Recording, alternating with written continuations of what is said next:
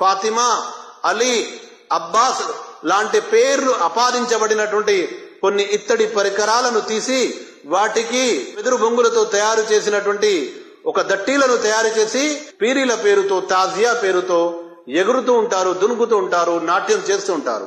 అంతేకాకుండా ముస్లిమేతర సోదరులకు ఎలాంటి భ్రమను కలిగించారంటే ఇవే దైవాలు, తురుక దేవుళ్ళు అనేటువంటి భ్రమను కలిగించారు.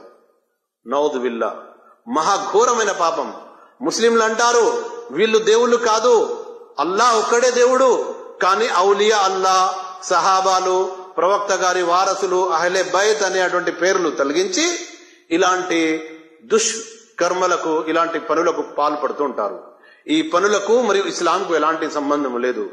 మొహర్రం 10వ తేదీ, మొదటి తేదీ నుంచి మొదలుకుంటే 10వ తేదీ వరకు ప్రతిరోజు ఈ పేర్లు కల్పించబడినటువంటి తాజియాలు, పీరీలు ఏవైతే ఉంటాయో, హసన్, హుసేన్, ఫాతిమా, అలీ, అబ్బాస్, ఈ పేర్లు, ఈ పీరీలను ఎత్తుకొని ఎగరడం.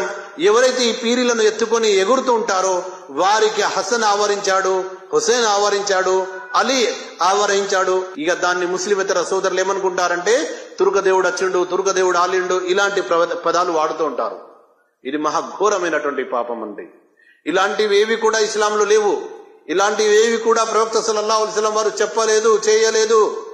ఇస్లాంకు ఎలాంటి సంబంధం లేదు. ఆ రోజు 10వ తేదీ రోజు అక్కడ జంతు బలిలు కూడా చేస్తుంటారు. ఎక్కడ ఏదైతే ప్రత్యేకంగా పీరీల పేరుతో, మసీదు పేరుతో అలంకరించబడిన ప్రత్యేకమైన స్థలాలు ఉన్నాయో అక్కడ అగ్నిగుండాలు ఏర్పాటు చేసి అక్కడ ఎగరడం, అగ్నిలో ఈ పీరీలను పట్టుకుని, ఈ తాజియాలను పట్టుకుని ఎగరడం, దునుకడం, అగ్నిపై నడవడం. ఇంకా ఎవరికైనా ఏవైనా మొక్కుబడులు ఉన్నట్లయితే, సంతానం లేదని, ఇంట్లో కష్టాలు వచ్చాయని, బాధలున్నాయని, చేతబడులు జరగాయని, అనారోగ్యాలు వచ్చాయని, అవన్నీ, ఆ సమస్యలన్నీ కూడా ఈ పీరీల దేవుళ్లను, పీరీలను నమ్ముకుంటే తొలగిపోతాయన్నటువంటి భ్రమను కలిగి ఉండి చాలా ఘోరమైనటువంటి పాపానికి పాల్పడుతూ ఉంటారు.